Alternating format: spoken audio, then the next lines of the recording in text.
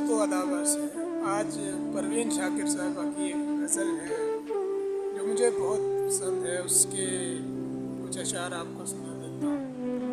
वो लिखती हैं कि चलने का हौसला नहीं रुकना महाल कर दिया,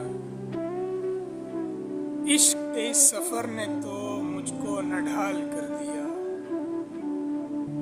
मिलते हुए दिलों के बीच और था फैसला कोई, उसने मगर बिछड़ते वक्त और सवाल कर दिया। और चेहरा और नाम एक साथ आज न याद आ सके, वक्त ने किस शबी को ख्वाबो ख्याल कर दिया। और यार शेर सुनिए कि मुमकिना फैसलों में एक हिजर का फैसला भी था, हमने तो एक बात की उसने कमाल कर दिया।